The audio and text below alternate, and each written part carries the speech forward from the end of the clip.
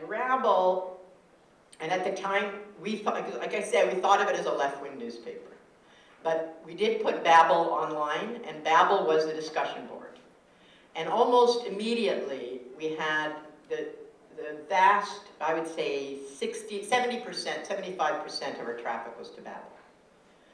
And people, it sort of was a precursor to Facebook in a way, because people called themselves babbler, they made friends. If I went to speak somewhere, people would come and introduce me and say, I'm a babbler.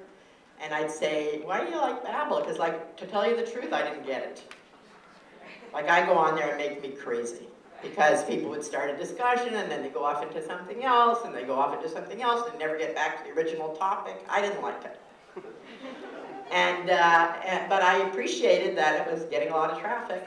And they'd say, I like it. I know better what I think when I know what other people like me think. And that's very different than my generation, because in my generation, we kind of look to experts. We look to, you know, a Noam Chomsky, or, you know, somebody who we would admire in the or we trust in the mainstream media. We would read columnists, we would read books by experts to know what we think. But with a new generation, and that time now not so new, Generation X, I guess we call them, the anti-globalization generation, they had a different way of making up their minds about things. They wanted to know what other people like them thought. And I also realized through Babel that it wasn't a phony community, it was a real community, because there was a lot of talk then about, oh, this internet community is just phony. And that people, like, there were a couple of people even got married from their relationship on Babel. And they would get together, and there would be what we call now meetups in different towns. If someone was traveling, the other babblers would meet with them. So we had a sort of precursor of Facebook on Babel, even though it doesn't look like Facebook. The other thing we did is we launched it in Quebec City, because at the time we thought, well, there's so many internet sites. Well, compared to now, there was like hardly any. But there still seemed like there was a lot. So if we can launch it from the protests in Quebec City, then we get an immediate international audience. So that's the first time, only time in my life I was ever a reporter.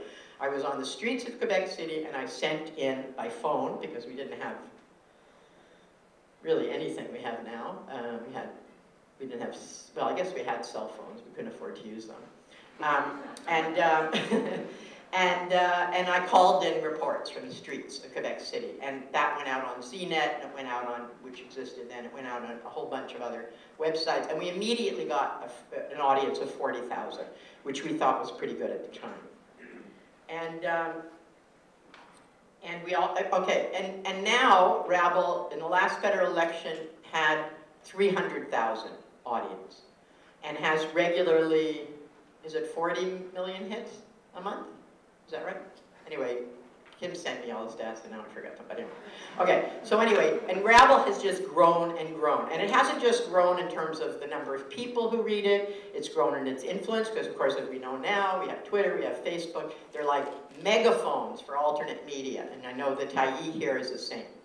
And then, and we're starting to get recognized. You know, now when they introduce me on Q, they say Judy Rebick, former publisher of Rabble or founder of Rabble.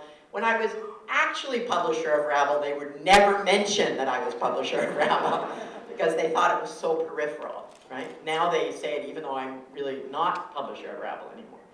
So we've gotten, and in the last online publishing awards, we got the Silver Award for Best News Site, and that's competing with big money news sites. So I think we should really applaud Rabble for that, getting the Silver Award in second place at Best News Site this year.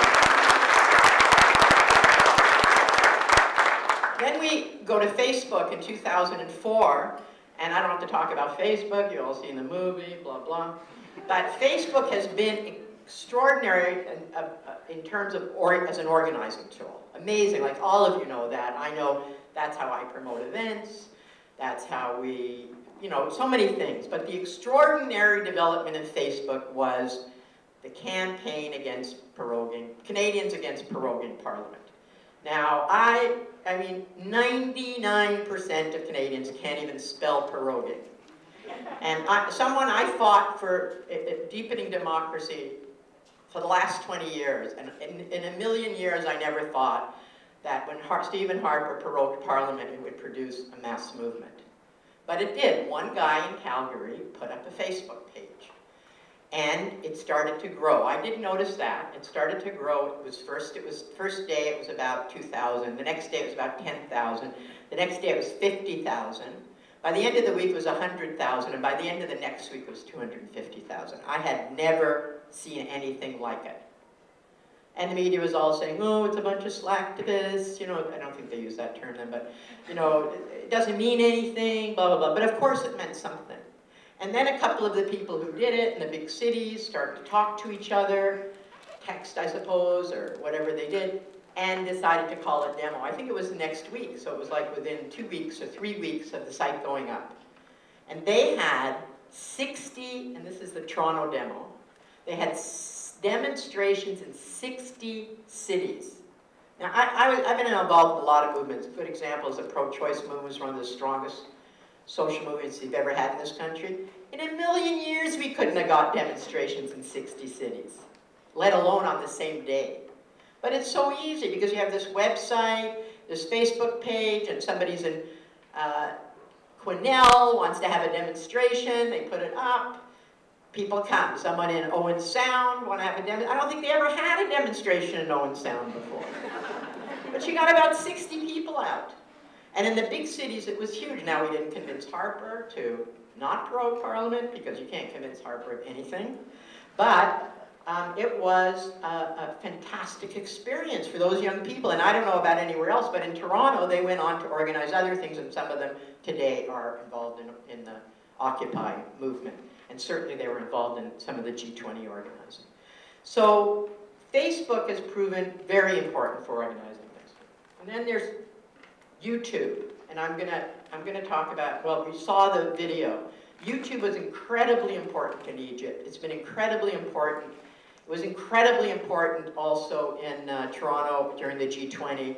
It's not just YouTube, it's also the change in video, how cheap it is now. You can use your phone, and so the police can't get away with as much as they used to get away with. We have evidence. We have our own. During the G20, for example, the police were spinning a story which the media and the politicians bought at first, which is that it was too dangerous to arrest the Black Bloc when they were running and breaking windows, and they waited till later because it was safer. Of course, they waited till later because it was safer. They arrested 1,100 people. There wasn't any more than 100 people running in the Black Bloc, if that. And I don't know if they arrested anybody who was a Black Bloc person, actually. And they also arrested people before the demonstrations even started, preventative arrest, who they've kept still under house arrest under very extreme conditions. All of this they blamed on dangerous anarchists coming to Toronto. I mean, I said there haven't been dangerous anarchists in Toronto since about 1895. In any case, because of some broken windows, which is all that they did, and maybe somebody set a police car on fire, but those police cars burned for hours. You know, they burned for hours, and there were fire departments within 2 blocks, 2 fire departments within 2 blocks, not to mention, as Naomi Klein put it, they also had a water cannon, but they didn't put out the fires in the police cars. But because we had YouTube, because we had people taking pictures and posting them, not waiting to sell them to the media, but just sharing them online, we were able, Naomi Klein and I were able to construct a counter-narrative overnight to the police narrative and know that we were on solid ground and begin to challenge it and get the media to begin to challenge it. And today the police are, you know, the chief of police hasn't had to resign, but it's only because of his record in the past. But the police have been completely and totally, the police action completely and totally discredited, and inquiry after inquiry has found fault, including with the police board. Now, nobody's paid for that, of course, because the powers that be rarely pay for their crimes. But nevertheless, we were able to turn that around entirely because of the new kinds of citizen journalism, if we want to put it that way. Then, of course, there's Twitter. And Twitter is a phenomenal, I don't think of Twitter so much as a social media as a broadcast system. And it's a phenomenal broadcast system where which is really conducive to promoting struggles. And when I first realized the power of Twitter was during the Turanian we call it revolution or uprising, protests against the Turanian regime. I was on a train from Ottawa to Toronto, and I just checked Twitter, and all of a sudden I started getting things from Iran. And I started, I put in the hashtag to see what was going on, and it was amazing. It was like, I felt like I was in the streets of Tehran, because there were people who were able to tweet in English, who took responsibility on themselves to go into the streets, spend 2-3 hours, go back home on their laptop and tweet to the world what was happening. And things like, I just got beaten up by the cops, I'm going to rest for 2 hours, I'm going out now, if I'm not back in 2 hours, call somebody, that was to other people in Iran, and I was going to call.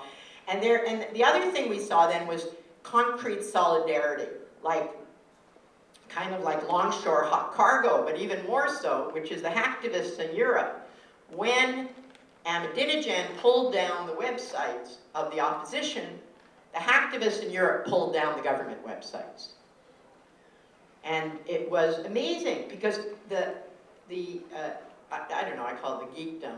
The geeks in Iran have a relationship with the geeks in Europe because they're all working on open source all the time, together. And so there's a real relationship that develops there. And the hacktivists in Europe, and it's getting more that way here, are super politicized. They're more politicized up until recently than hacktivists in North America, and hacktivists in North America. And they move immediately. Like when Israel attacked the boat from Gaza this time, it so happened the Israeli government websites all came down. Of course, Israel doesn't admit that, but I got it underground. Okay? So they're really on it. And they're doing concrete damage to those who do concrete damage to our movements. And that doesn't go through Twitter, that goes through more underground forms of contact. But those connections that have been built online are really an important part of the global solidarity we're seeing now. Okay, so Occupy Wall Street. The first thing is, of course, they're using all the social media, all of it. Like every Occupy site has Twitter feeds, several Twitter feeds. Every sub-Occupy, like Occupy the Hood, has a Twitter feed, et cetera, et cetera.